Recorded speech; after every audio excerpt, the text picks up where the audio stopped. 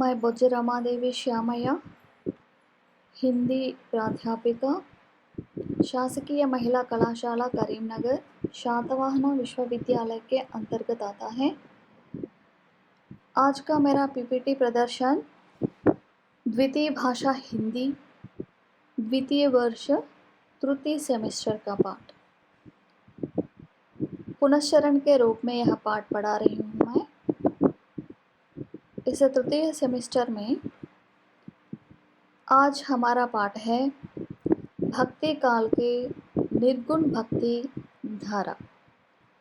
भक्ति काल में दो धाराएं रहते हैं, निर्गुण सगुण। निर्गुण सगुण का अर्थ होता है कि निर्गुण मतलब निराकार भगवान का ध्यान, और सगुण का अर्थ होता है साकार मतलब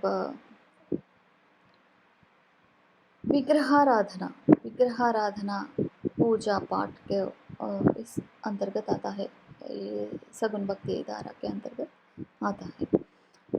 निर्गुण भक्ति धारा में फिर दो धाराएं हैं, ज्ञानाश्रयी शाखा, प्रेमाश्रयी शाखा। ज्ञानाश्रयी शाखा संत काव्य कहते हैं। ज्ञानाश्रयी शाखा के अंतर्गत संत आते हैं, हिंदू संत आते हैं। प्रेमाश्रयी शाखा के अंतर्गत सूफी फकीर इसके अंतर्गत आते हैं। ज्ञानाश्रयी शाखा के प्रमुख कवि कबीरदास, गुरु नानक देव हैं। सूफी काव्य के अंतर्गत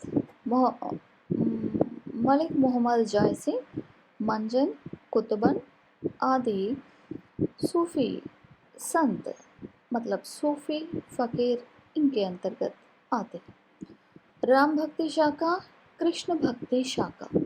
सगुण काव्य में, सगुण भक्ति धारा में राम भक्ति शाखा है, कृष्ण भक्ति शाखा है। राम भक्ति शाखा में तुलसीदास जी प्रवर्तक कवि माना जाता है, और कृष्ण भक्ति शाखा में सूरदास प्रवर्तक कवि के रूप में आते हैं।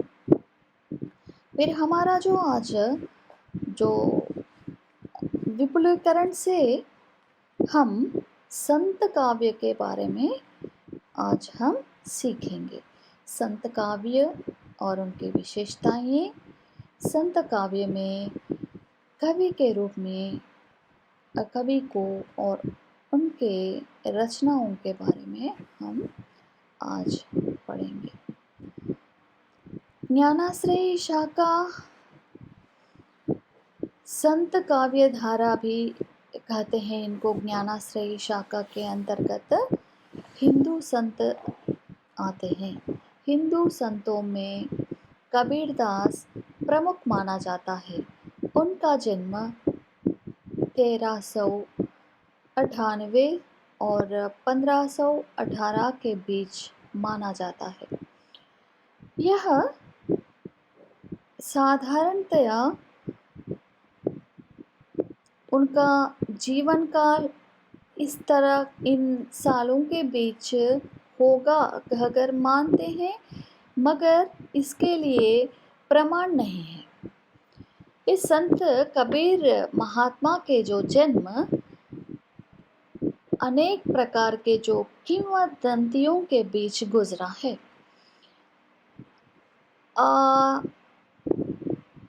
मुख्यतः फिर अधिकांश लोग कहते हैं कि कबीरदास जी का जो जन्म एक विधवा ब्राह्मणी के गर्भ से पैदा होने के कारण वह विधवा ब्राह्मणी डर के मारे उस शिशु को लहरतारा नामक एक तालाब के किनारे छोड़ जाते हैं, चले जाते हैं। तब लोकलाज के कारण, विधवा के गर्भ में पैदा होने के कारण, वह ब्राह्मणी ने लोकलाज के कारण मतलब सब लोग क्या कहेंगे कहकर डर कर उस तरह का छोड़ देती है। मगर हर दिन रोजगार करने वाले कपड़े जो बुनकर गाँव में जाकर, देहातों में जाकर बेचकर आ जाने वाले जो जुलाहे दंपत्ति नीरू और नीमा उस बालक को अपने गोद लेते हैं, लेकर पालन पोषण करते हैं। फिर इस तरह का कबीरदास जी बहुत लाड़ प्यार से उनके घर में जो बड़े होने लगे। उन दंपतियों ने कबीरदास को बहुत प्यार से, लाड से पालन पोषण करे थे। माता पिता के जो देहांत के बाद वह अकेला रह जाता है। इधर उधर अभिषक्त रूप में घूमते हैं, पूरे जो भारत में कोना कोना घूम लेते हैं। फिर एक दिन उस तरह का जो काशी के गंगा जी के किनारे नींद में खो जाते हैं कबीरदास जी। तब गंगा नहाने के लिए काशी में रहने वाले एक नामी गुरु गंगा नहाने के लिए आते हैं। फिर उनका जो पैर कबीरदास जी के बदन को छू देता है। तब वह पश्चाताप से हे राम कहते हैं। उस तरह का दो अक्षर वाले राम शब्द कबीरदास जी के जो कानों में पड़ने पर वह अचानक नींद से जाग उठता है। आगे देखे तो रामानंद गुरु जी का जो साक्षात्कार हो जाता है। तब कबीरदास जी ने जब से उन्होंने अभिषक्त रूप से पूरे भारत में भ्रमण नहीं कहने चाहिए, क्योंकि कुछ ज्ञान प्राप्त के लिए भ्रमण नहीं कर रहे हैं। क्या करना है, किस तरह का इस जीवन का जो जीवन को किस तरह का बिताना है, उसके मन में एक प्रकार के जो एक प्रणाली नहीं है, इसलिए वह अभिषक्त रूप में इधर उधर घूमने लगे। इस तरह का उस तरह का जीवन बिताने वाले कबीरदास जी के कान पर राम नाम पढ़ते ही उसके मन में रहने वाले, जब तक रहने वाले अज्ञान अंधकार दूर हो जाता है। वह अचानक रामानंद जी को प्रणाम करके मुझे आपके शिष्य के रूप में रहने दीजिए कहकर प्रार्थना करता है। तब से रामानंद जी कबीरदास को अपना शिष्य मान लेते हैं। इस तरह का वह बहुत रामानंद जी के जो संगत में, सत्संगों में भ्रमण करते हुए, जो संगोष्ठियों में भाग लेते हुए, रामानंद जी के जो सत्संग सुनते हुए वह एक ज्ञानी बन गया है कबीरदास जी ने। बाद में इन्होंने जो लोई नामक एक कन्या को ब्याह करते हैं, मतलब विवाह करते हैं। 2 संतान भी हो जाते हैं, कमाल और कमाली, 2 बच्चे। इस तरह का फिर आजीविका तो कुछ रहनी चाहिए ना, जीवन यापन करने के लिए। पूरे जो संसार के जो पालन, मतलब पारिवारिक पोषण के लिए एक कामकाज तो रहना है। इसलिए अपने माता पिताजी के जो जुलाहे का काम, कपड़े बुनने का काम जो चलाते रहते हैं, अपना जो परिवार को चलाते हैं। फिर कबीरदास जी की जो मनोवृत्ति किस तरह का होता है कि वह अक्कड़पन के व्यक्ति है, बहुत गर्व महसूस करते हैं अपने आप को।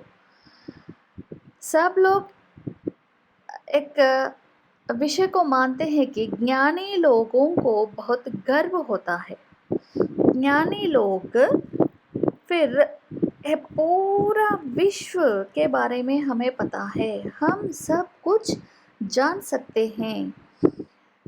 इस तरह का सभी विषयों पर पूर्णतया ज्ञान रखने वालों के मन में अक्कड़पन और गर्व रहना सामान्य सी बात है। उसी तरह का कबीरदास जी के मन में भी उस तरह का जो थोड़ा सा अक्कड़पन रहता है। इस अक्कड़पन से उन्होंने निराकार भगवान के बिना किस पर ही अपना किस पर भी अपना जो साहित्य लेखन नहीं करते थे। इन्होंने किसी का जो वर्णन नहीं करते हैं, किस राजा ले लो, रंग ले लो, जो किसी भी वस्तु विषय को भी ले लो, उन पर इन्होंने अपनी जो साहित्य विधा को नहीं रखते थे। सिर्फ भगवान के बारे में, निराकार भगवान के बारे में, निराकार राम की जो ध्यान के बारे में, फिर ज्ञान के बारे में, समाज में रहने वाले अंधविश्वास के बारे में इन्होंने अपनी रचनाएं, अपने जो अपने मन में रहने वाले विषय को प्रजा में बांट लेते थे, सत्संग के रूप में बांट लेते थे। इस तरह का इनका एक कहना है कि तू ब्राह्मण मैं काशी का जुलाहा, बूझह मोर ज्ञान। उन्होंने इस उक्ति से हमको क्या पता चलता है कि ब्राह्मण, काशी का जुलाहा, काशी में रहने वाला जुलाहा हूँ मैं, फिर मेरा ज्ञान इस तरह का जो बढ़ गया, ऐसा इससे पता चलता है कि इनकी आजीविका जुलाहा का है। फिर बहुत कबीरदास जी बहुत भावुक व्यक्ति और निराकार भगवान के भक्त भी माने जाते हैं। कबीरदास जी आचार्य रामानंद के प्रिय शिष्य बन जाता है, रामानंद जी के प्रिय शिष्य बन जाता है।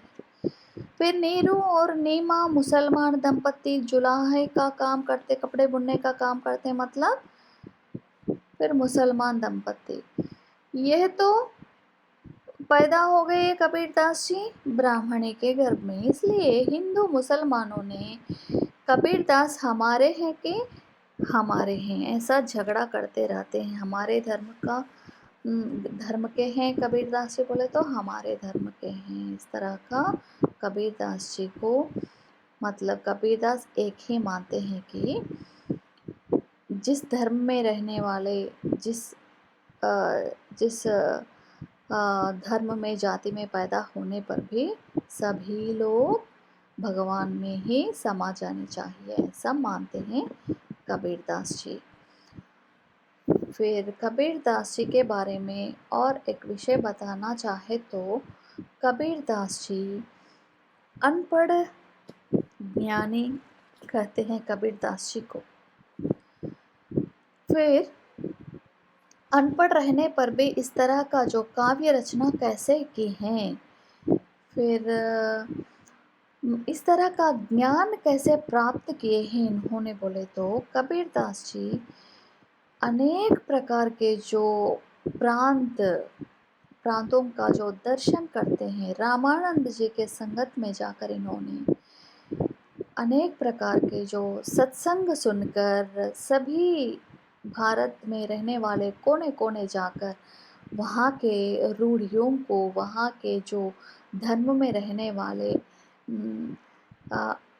असंगत विषयों को, उसमें रहने वाले किसी भी धर्म को भी ले लो, उस धर्म में रहने वाले जो पाखंडों को, फिर अंधविश्वासों को, जाति धर्म, निम्न उच्च वर्ग भेदों को इन्होंने बहुत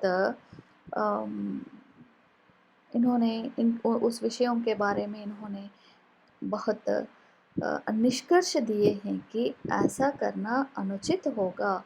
मानव जाति एक है, भगवान एक है, हम एक भगवान के पुत्र होने के नाते मिलजुल कर रहने चाहिए। अंधविश्वास में रहकर मनुष्य अपने जाति को ही हानि नहीं पहुंचानी चाहिए। इस तरह का उन्होंने बहुत ज्ञानवर्धक विषयों को समाज में बांटते हुए अपने जीवन को बिताए हैं। फिर शंकराचार्य जी और नाथ पंथ में रहने वाले अनेक प्रकार के साधुओं के प्रभाव भी इन पर गहरा प्रभाव दिखाया है कबीरदास जी के पर। इन्होंने अम, हिंदू संत कवि होने पर भी सूफी फकीरों के जो ज्ञान को भी लेते थे, मतलब नादपंथी साधुओं के बारे में, सूफी कवियों के विचारों को भी इन्होंने बहुत आदर करते थे। इस तरह का इन्होंने और एक उक्ति किए हैं कि नैया में नदियाँ डूबी जाया, रूढ़िवाद के विरोध में ही कबीर ने काशी छोड़कर मगहर में शरीर त्याग किया था।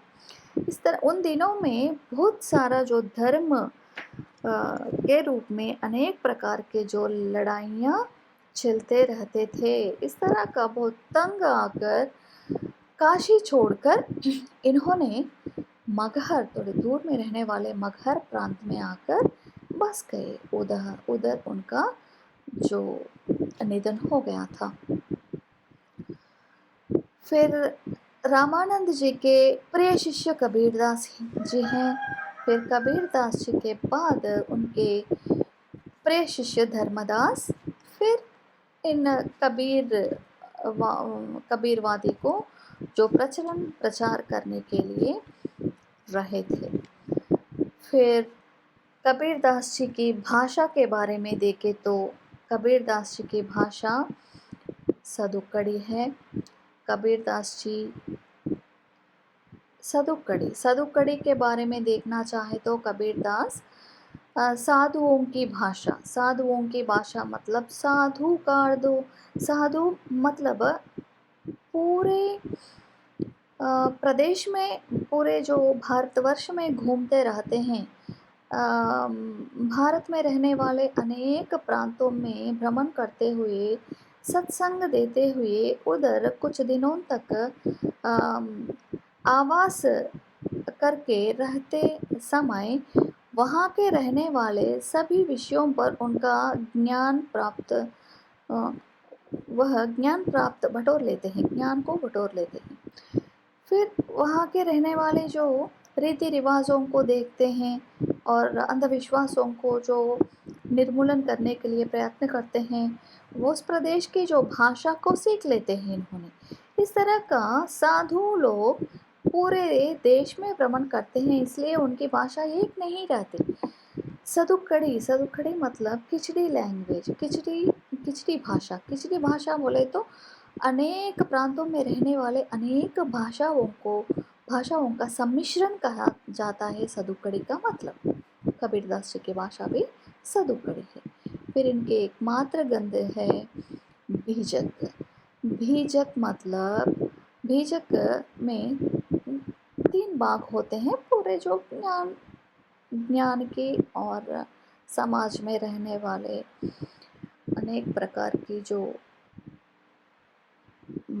अंधविश्वासों को, रूढ़ियों को निर्मूलन करने के लिए, मिटाने के लिए उसमें ग्रंथस्थ किया गया है। फिर अनपढ़ कबीरदास किस तरह का जो ग्रंथस्थ करते हैं, मतलब उनके शिष्य उनके उक्तियों को अक्षरबद्ध करते थे। फिर कबीरदास जी की और एक विशेषता है कि इन्होंने हठ योग की साधना भी किए थे। हठ योग की साधना मतलब बहुत मुश्किल साधना है। धीरे धीरे उच्छ्वास निश्वासों पर अपना काबू रखना, शरीर से आत्मा को अलग करके कुछ दिनों तक अपने इच्छानुसार भ्रमण करने के बाद फिर उस शरीर में प्रवेश करना। मतलब इस तरह का जो शरीर को, आत्मा को अलग करने पर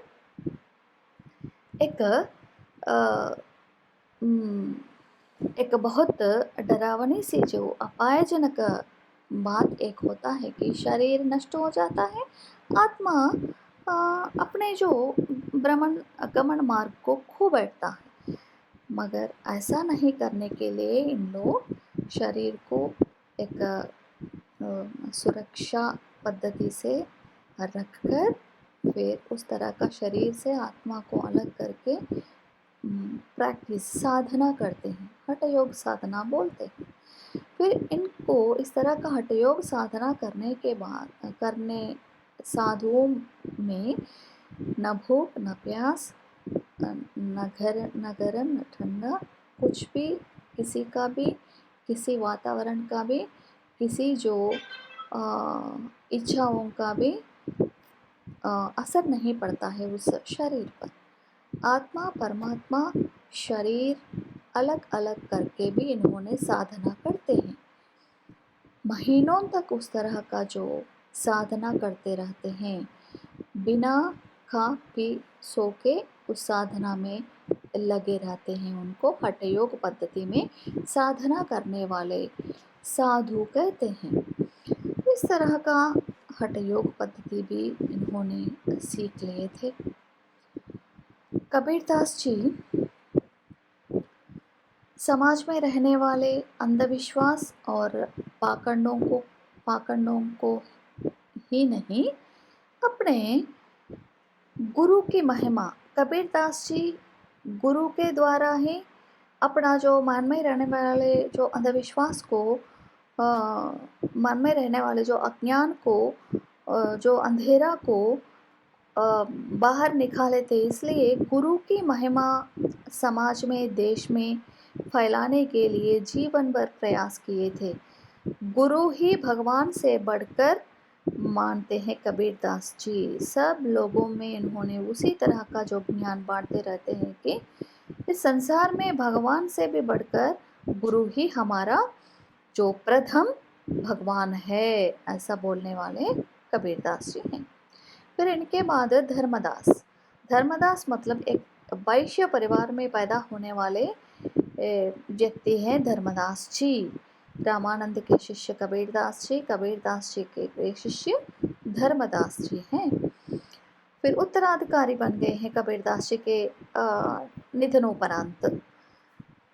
फिर 25 वर्ष बाद अनुमानित संवत 16 में हुआ होगा। ये जाति के वैश्य थे और भादोगढ़ में रहते थे। धर्मदास बंदों के भांति इन्होंने कबीर पंथ में प्रवेश करने पर अपना सारा धन लौटा दिया। इसकी गद्दी छत्तीसगढ़ में है। अब जो धर्मदास जी की जो कबीर पंथी अब छत्तीसगढ़ में स्थित है। फिर सुख निधान इनके जो प्रमुख ग्रंथों में एक है। इसमें फिर सगुणोपासक तीर्थ यात्रा अब थोड़ा सा बदल गया। कबीरदास जी निर्गुणोपासक थे, निर्गुण ब्रह्मा के उपासक थे, मगर धर्मदास जी ने इससे पहले मतलब कबीरदास जी से मिलने से पहले इन्होंने सगुणोपासक थे, मगर निर्गुण पंथ में दीक्षा ली है कबीरदास जी के जो संगत में आ जाने के बाद। फिर इनकी भाषा पूर्वी भाषा का अधिक प्रभाव है। इनकी भाषा पूर्वी भाषा का इनकी भाषा में पूर्वी भाषा का अधिक प्रभाव है। मतलब पूर्वी भाषा मतलब जो क्या बोलते हैं,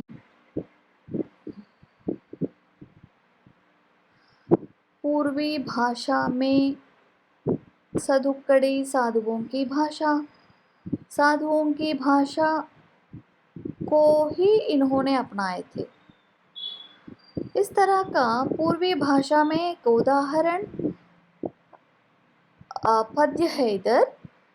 झरी लागई महलियाँ गगन घराए, खण गरजय खण बिजली चमकय, लहर उठय शोभा वर्णी न जाए, सुन महल में अमृत बरसय, प्रेम मगन हवय साधु नहाय, खुली खिबरियाँ मिठी अंधरियाँ, धनी सतगुरु जिन दिया लखाय, धर्मदास बिणवय मिठी अंधरियाँ धनी सतगुरु जिन दिया लखाए, धर्मदास बिणवै कर जोरे, सतगुरु चरण में रहत समाए। पूरा ये पूर्वी भाषा होने पर भी ये सदुक्कड़ी जैसा ही है पढ़ने में, और उसके जो अर्थ रूप में देखने पर भी एक पूरा सदुक्कड़ी से मिलती जुलती रहती है।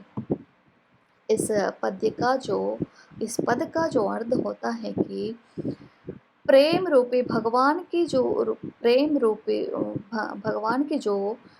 रूपी जो बारिश में हम सद्गुरु भीगता रहता है, फिर सद्गुरुओं को धन दौलत की आवश्यकता ही नहीं रहता, फिर सद्गुरु शिष्यों में रहने वाले जो अंधकार को दूर करने वाले पहला व्यक्ति रहता है। इस तरह का सद्गुरु मिलने पर उस शिष्य का जो जीवन धन्य हो जाता है। सुन्न महल जैसा रहने वाले शिष्य के मन पर अमृत धारा बरसाने वाले सद्गुरु रहते हैं, ऐसा कहते हैं धर्मदास जी। इन्होंने धर्मदास जी ने कबीर पंथ को जारी रखे थे कबीर जी के उपरांत।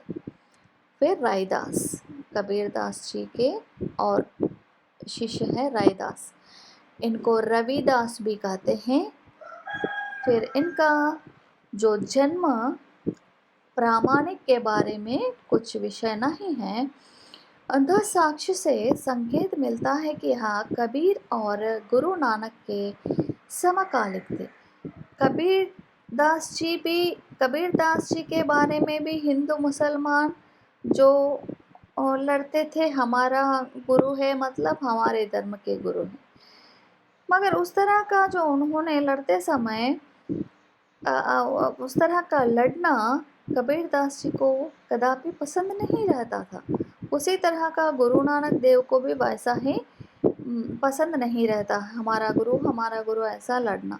इसलिए इनके निधन हो जाने के बाद इन दोनों के पार्थिव देह के स्थान फूल के जो ढेर सारे फूल लगे, ढेर सारा जो फूल है इनके जो पार्थिव देह के प्रदेश में, फूलों को आधा आधा बांट लिए कहते हैं उनके शिष्य और उनके अनुयायी। फिर इनके गुरु भी रामानंद थे। रामानंद मतलब रामानंद के शिष्य हैं रैदास भी।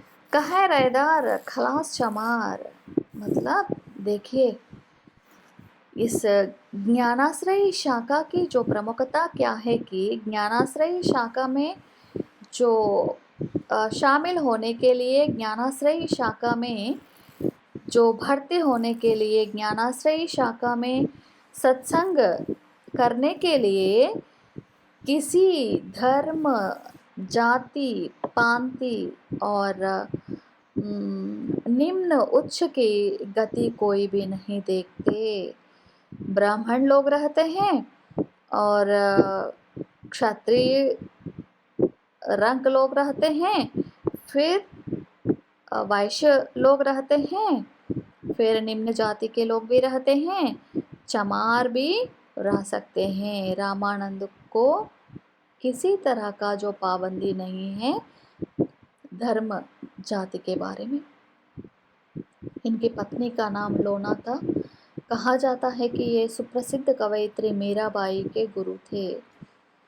मीराबाई के बारे में मालूम है ना आपको, सगुन भक्ति धारा के कृष्ण भक्ति शाखा के प्रमुख कवयित्री, भक्तिन के रूप में मानते हैं। देखिए मीराबाई के गुरु लोना के पति रायदास रामानंद के शिष्य, मतलब कबीरदास जी के समकालीन दोस्त, समकालीन साधु माना जाता है। इनके फुटकर पद भी गुरु ग्रंथ साहिब में संग्रहित है। इनकी कविता जन सुलभ है, कबीर की भांति इनका भी संप्रदाय है। इनकी कविता का एक उदाहरण अब हम पढ़े थे पूर्वी भाषा के रूप में। इस तरह का इन्होंने रायदास भी, धर्मदास, कबीरदास, रामानंद जैसे कबीर पंथ का जो अपना कबीर पंथ के लिए अपना योगदान किए थे। इस तरह का गुरु नानक देव, निर्गुण भक्ति धारा में गुरु नानक देव एक सिख महात्मा थे। इन्होंने ये महात्मा सिख संप्रदाय के प्रवर्तक हैं। इनका जन्म कार्तिक पूर्णिमा संवत 1521 को तलवंडी ग्राम जिला लाहौर में हुआ था। लाहौर मतलब जब पूरे पाकिस्तान हिंदुस्तान एक ही है, इसलिए लाहौर भी हिंदुस्तान में रहते थे। उनके पिता का नाम कस्तूर चंद और माता का नाम तृप्ता देवी था। इनका विवाह गुरदासपुर के मूलचंद खत्री की सुलक्षिणी मतलब अच्छा लक्षण रखने वाली सुलक्षिणी से जो इनका ब्याह हुआ था, उससे इनके श्रीचंद तथा लक्ष्मी चंद नाम के 2 पुत्र हुए। फिर इनके गुरु नानक देव के 2 बेटे श्रीचंद, लक्ष्मी चंद। श्रीचंद उदासी संप्रदाय के प्रवर्तक हैं। वैसे तो सिख भी हिंदू ही हैं, किंतु उदासी लोग हिंदू धर्म को अधिक मानते हैं। महात्मा नानक जन्म से ही बड़े त्यागी तथा साधु सेवी थे। एक बार इनके पिता ने एक बड़ी रकम व्यापार के लिए सौदा खरीदने को दी। इन्होंने उस रकम को 7 सेवा में लगा दिया और पिता के पूछने पर कह दिया कि मैंने सच्चा सौदा खरीद लिया है। ये भी समाज में रहने वाले अनेक प्रकार के जो अंधविश्वासों को, मूढ़ाश्वासन को खंडन किए थे। उच्च वर्ग निम्न वर्ग नहीं सह पाते थे। गरीब लोगों में दान करने के लिए आगे रहते थे। व्यापार के रूप में कुछ न कुछ मिल जाने के बाद इन्होंने गरीब लोगों में बांटते थे। इस तरह का गुरु नानक देव बहुत दया गुणवान महात्मा कह सकते हैं। इन्होंने भगवत भक्ति के भजन गाए हैं। ये नाम के उपासक हैं। ये भी स्थान स्थान पर घूमकर ज्ञान अर्जित करते थे। भ्रमण के दौरान की इनकी भेंट संत कबीर और रैदास से हुई थी। कबीर की भांति इन्होंने आकाश पाताल के कुलाबे नहीं मिलाए हैं और न उल्टन बासियां ही कही है। इन्होंने बड़े सरल हृदय से ईश्वर भक्ति के साथ सदाचार और संगठन की भी शिक्षा दी है। इन्होंने हिंदुओं को विचार भूमि दोनों में मुसलमानों से टक्कर लेने योग्य बनाना चाहा है। इनकी वाणी श्री गुरु ग्रंथ साहिब में संग्रहित है। Same to same Guru Nanak Dev Kabir Das ji के जो विचारधाराओं से प्रभावित हुए हैं, वे समकालीन कह सकते हैं। ये दोनों समकालीन कह सकते हैं। इन्होंने भी समाज में रहने वाले अनेक प्रकार के अंधविश्वासों को मिटाना चाहते थे। फिर हिंदू मुस्लिम दोनों में रहने वाले अंतर को इन्होंने गायब करना चाहते थे। उन दोनों में बहुत गहरा अंतर है, आकाश पाताल अंतर है हिंदू मुसलमानों में। उन दिनों में रहने वाले उस तरह का जो पाखंड विषय को इन्होंने जड़ से मिटाने के लिए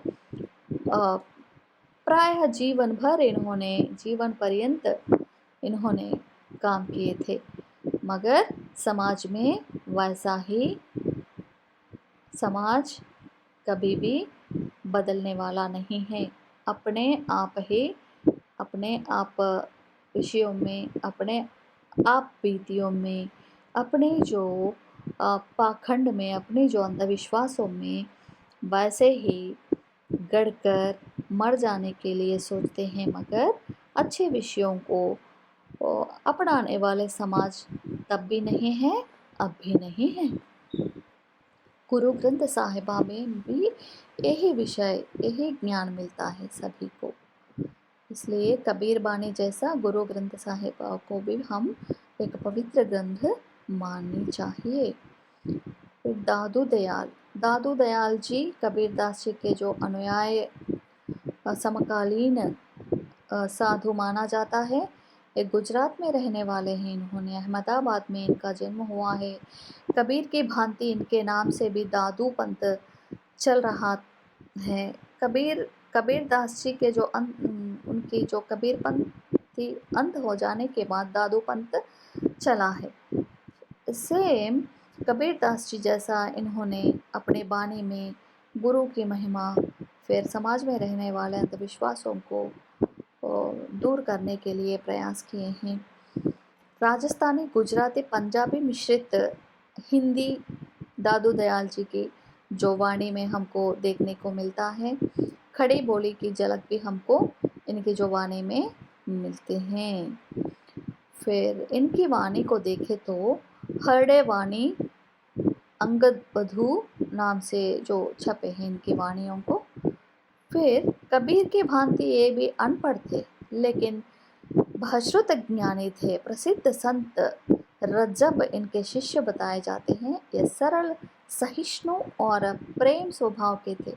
इनकी कविता का एक उदाहरण, प्रीति जो मेरे पीव की पैठी पिंजर माहे, रोम रोम पिड़ पड़ी करे दादू दूसरा नाही। प्रीति जो मेरे पीव की पैठी पिंजरी माही, रोम रोम पिड़पड़ी करे दादू दूसरा नाही। ये बोलते हैं कि साधु संत भगवान को पाने के लिए प्रीति मतलब प्रेम भावना को अपनाने चाहिए। पूरे जगत में प्रेम को बिखेरने चाहिए, प्रेम को बांटते हुए चलनी चाहिए। साधु का अर्थ एक पिंजरे में बैठकर सुख सुविधाओं में जूझना नहीं है। पूरे अनेक प्रदेशों में घूमते हुए अनेक विषयों को समाज में बांटनी चाहिए। उस तरह का जो अच्छा कार्य करने में जो दादू दयाल जैसा और दूसरा नहीं, इसके लिए हम बोल सकते हैं। सुंदरदास जी संत मार्गी, ये पूरा ज्ञानाश्रयी शाखा के कवि माने जाते हैं। ज्ञानाश्रयी शाखा के कवि सुंदरदास जी हैं। दादू के शिष्य कहा जाता है इनको। ये पढ़े लिखे हैं, मतलब दादू दयाल अनपढ़ हैं। फिर सुंदरदास भी वैश्य परिवार के, जयपुर, राजस्थान के जयपुर के रहने वाले हैं। फिर इनकी काव्य रीति भली भांति ये काव्य रीतियों के बारे में, मतलब पढ़े लिखे होने के नाते इन्होंने अनेक प्रकार के काव्य के जो अध्ययन किए हैं। फिर इनके रचनाएं 42 ग्रंथ माने जाते हैं, मतलब बहुत सारे ग्रंथ इन्होंने लिखे हैं जो सब कुछ मिलकर सुंदर ग्रंथ, द सुंदर ग्रंथावली नाम में संकलन होकर जो प्रकाशित हो चुके हैं। अब सुंदर ग्रंथावली में सुंदर दास जी के जो हम पुस्तक हमको, ग्रंथ हमको अध्ययन के लिए प्राप्त होते हैं। फिर भाषा के विषय में आने पर ब्रज भाषा मतलब गुजरात, महाराष्ट्र, मध्य प्रदेश, फिर राजस्थान के कुछ प्रांत में बोले जाने वाली जो ब्रज भूमि के भाषा, ज़्यादातर गुजरात के जो ब्रज भूमि में बोली जाने वाली भाषा, हिंदी भाषा को हम ब्रज भाषा बोलते हैं। इन्होंने इस तरह का जो इनकी वृत्ति है, बोलिए तो तब जब बोलिबे की बुद्धि होए, न तो मुकमोण गहे चुप होई रहिए, जोरिए तो तब जब जोरिबे की रीति जाने, तुक छंद अरध अपूर्ण अनूप जामे लही, गाइए तो तब जब गाइबे को कंठ होए, स्रोत के सुनत ही मनय जाहि गहिए, तुक भंग छंद भंग अरध मिलय न कछु, सुंदर कहत ऐसे बानी नाही कहिए। इनका अर्थ होता है कि बक बक बक बोलने वाले सब कुछ भाषा नहीं बोली जाती है। छल कपट अशुद्ध वाक्यों से संचयित करने वाले जो पुस्तक को ग्रंथ नहीं कहा जाता है। तुक छंद अरध अनूप सुंदर भाषान्वित काव्य को ही हम साहित्य बोलते हैं। हमारे इच्छानुसार लिखने पर, हमारे इच्छानुसार बोलने पर भाषा नहीं कहलाती है, ऐसा बोलते हैं सुंदरदास जी। इस तरह का और एक ज्ञानाश्रय शाखा के प्रमुख कवि मुलकदास, ये खड़ा जिला इलाहाबाद के निवासी थे। इनकी भाषा साधारण संत कवियों की अपेक्षा अधिक शुद्ध और संस्कृत थी। संस्कृत भाषा अपनाए इन्होंने, छंदोबद्ध रचनाएं की इन्होंने। इनकी रलखान और ज्ञानबोध नाम की 2 पुस्तकें हैं। आलसियों का गुरुमात्र, अजगर करे न चाकरी, पीछे करे न काम, इन्हीं का बनाया हुआ है। इससे यही प्रकट होता है कि ये बड़े मनमौजी और ईश्वर पर विश्वास रखने वाले थे। इनकी कविता के उदाहरण नीचे दिया जाता है, देखिए। दीन दयाल सुनी जबते तबते हैं, में खचो ऐसी बसी है। इस तरह का इन्होंने मनमौजी रखने वाले प्रवृत्ति के कहा जाता है मुलकदास जी।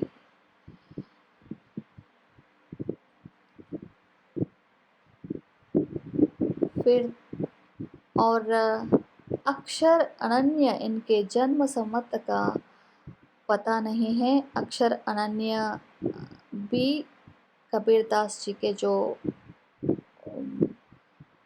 भावजालों से उत्पन्न होने वाले एक संत माना जाता है। 1610 के करीब इनका जन्म संवत माना जाता है। राजा पृथ्वी सिंह के दीवान रहे थे कुछ दिनों के लिए। महाराज छत्रसाल ने इनसे दीक्षा ली थी। इन्होंने राजयोग, सिद्धांत बोध, विवेक दीपिका, अनन्य प्रकाश आदि योग और वेदांत के कई सुंदर ग्रंथ रचे हैं। देखिए, पहला ज्ञानाश्रयी शाखा के कवियों ने समाज में रहने वाले विषयों को भगवान को लेकर, निर्गुण भगवान को लेकर पाप भीति को छोड़ने के लिए, आप भीतियों को लोगों से दूर करने के लिए प्रयास किए थे। चलते चलते किस स्तर तक उस तरह का निर्गुण भक्ति धारा के जो साहित्य, उस तरह का जो बिगड़ गया है, बोल सकते हैं हम। राजाश्रयी कवि बन गए हैं अक्षर अनन्य दास जी के जो आने तक। फिर अन्य कवि भी अक्षर अनन्य के बाद, मतलब नया जो नई पीढ़ी कह सकते हैं इनको, दादू दयाल जी के पुत्र गरीबदास, निश्चल दास, जगजीत दास, दुलने दास, मानी मानो साहब, भोला साहब, सहजोबाई, दयाबाई, तुलसी साहब, पलटू दास आदि अनेक संत कवि हुए हैं जिन्होंने अपनी मधुर वाणी से हिंदी साहित्य का भंडार भरा है। इन कवियों में निश्लास जी का वेदांत संबंधी ग्रंथ विचार सागर बड़ा पांडित्यपूर्ण है। इस तरह का सभी ग्रंथों के बारे में अनेक प्रकार के जो विषयों को छूकर समाज में रहने वाले निर्गुण भक्ति धारा का एक ही मान्य है। उन लोगों की निर्गुण भक्ति धारा में रहने वाले साधुओं की एक ही विषय जोर दबाकर जोश दबाकर बोलते हैं कि समाज में ऊंच नीच भाव नहीं रहने चाहिए। उच्चतम निम्नतम वर्ग को मिटानी चाहिए और धर्म को जड़ से उखाड़ कर फेंकनी चाहिए। फिर गुरु को अधिक महत्व देने चाहिए। फिर समाज में धर्म जाति के नाम को बताकर भगवान की पूजा मानकर समय को धन को बर्बाद नहीं करने चाहिए। उस तरह का विग्रहाराधना से होने वाले समय को और धन की खर्च गरीबों की जो कल्याण के लिए खर्च करनी चाहिए, गरीबों में बांटनी चाहिए। फिर पूजा पाठ करते हुए समय को व्यर्थ नहीं करना। पूजा पाठ करने से ही भगवान का साक्षात्कार नहीं मिल जाता। और किस तरह का जो हम भगवान को प्राप्त कर सकते हैं कि ध्यान से काम काज करते हुए भगवान की जो ध्यान करने से, भगवान को मनन करने से हम भगवान में लीन हो जाते हैं। ये पूरा ज्ञानाश्रय शाखा के सभी कवि इन्हीं विषयों पर जोर देते हैं। फिर और एक अच्छा जो खासा विषय क्या है कि इनके भगवान के नाम पर जंतुओं की जो नादान मनुष्यों की जंतुओं की जो बलि चढ़ाना बंद करनी चाहिए। भगवान कभी भी हिंसा को प्रेरित नहीं करता है। भगवान भगवती के नाम पर हिंसा प्रवृत्ति को छोड़नी चाहिए। इस तरह का कबीरदास समझो, उनके अनुयायी साधु लोग समझो। ज्ञानाश्रयी शाखा के सभी कवियों की जो एक ही उक्ति है कि समाज में रहने वाले हैं मनुष्य, आप जागरूक रहो, अपने आप को सजीव रखने के लिए, सच्चा रखने के लिए कोशिश करो। फिर आडंबरों के पीछे, धन के संपत्ति के पीछे भागकर मानवता को कहीं छोड़कर कहीं मत खो जाओ, ऐसा ही बोलते हैं हमारी जो ज्ञानाश्रयी शाखा के संत गण की एक ही क्या है स्लोगन, एक ही स्लोगन क्या होता है कि सब लोग जागरूक रहो, सच रहो, स्वच्छ रहो, जीने दो, जी लो और जीने दो, प्रकृति की आराधना करो, निराकार भगवान के नाम पर विशृंखलत्व को छोड़ दो, वैसे ही बोलते हैं। इस तरह का हम इन सभी विषयों को ध्यान में रखकर गुरु को भगवान से बढ़कर मानकर हम हमारे जीवन यापन स्वच्छ रूप से चलानी चाहिए। जय हिंद, धन्यवाद, सुरक्षित रहो।